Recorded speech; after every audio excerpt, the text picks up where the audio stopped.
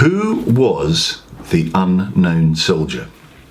Now, 100 years ago, this November, will be the centenary of the burial of the unknown warrior.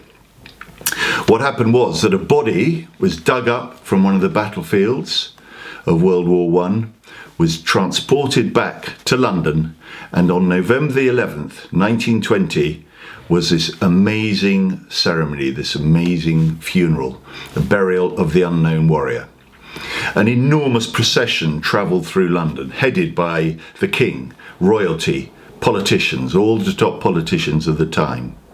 The streets were absolutely thronged with people. In Westminster Abbey itself, there were 1,000 widows, of whom 100 had lost all their sons in the war. The procession stopped en route at the cenotaph, which was unveiled for the first time. The king laid a wreath.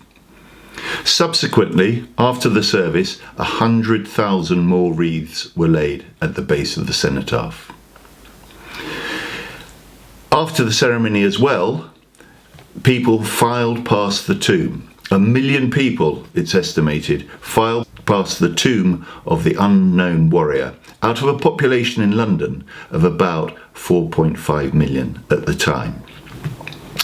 All for someone who was unknown. Nobody knew who it was they were burying. Thousands and thousands of soldiers died in the First World War, and nobody knew what had happened to them. They were reported missing, believed dead. Menangate, the Menangate Memorial near Ypres, has 55,000 names of missing soldiers on it. Thiepval Memorial near the Somme has 72,000 names. So all those men and many more who went missing and nobody knew what had happened to them. They were presumed dead. So imagine being a parent back at home, a mother, a father, or a wife, or a son or a daughter, or even a friend. All you knew was that this person had gone missing. Your loved one had gone missing. You had no funeral. You had no grave. You had no tombstone. You had nothing to help you mourn. So imagine what it was like on the day for all those people.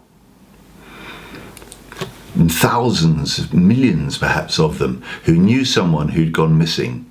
Imagine what it's like if you were the mother. You maybe thought, that could be my son they're burying in Westminster Abbey.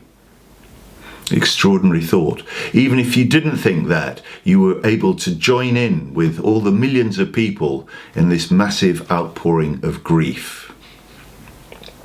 Today, the Tomb of the Unknown Warrior is an iconic symbol.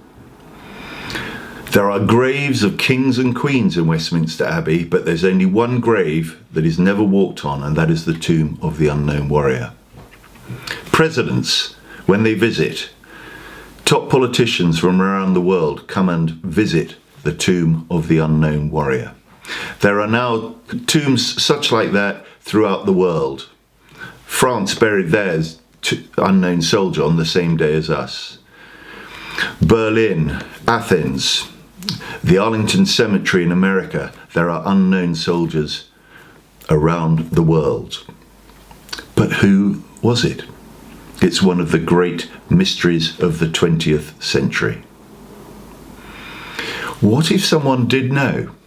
What if someone at the time actually knew who it was and kept quiet and kept that secret to themselves all their life, then maybe pass it on to someone else who then passed it on down the generations. So in the 21st century, someone actually found out, discovered who the unknown soldier was. It's almost unthinkable. What if they went public? What if they wanted people to know this is the person, this is the man they buried in November 1920? Would the establishment come together to shut them up? Would they be allowed to do it? The whole thing is almost unthinkable. But did it happen? What we're talking about is the name beneath the stone, the secret of the unknown warrior. All will be revealed. Or will it?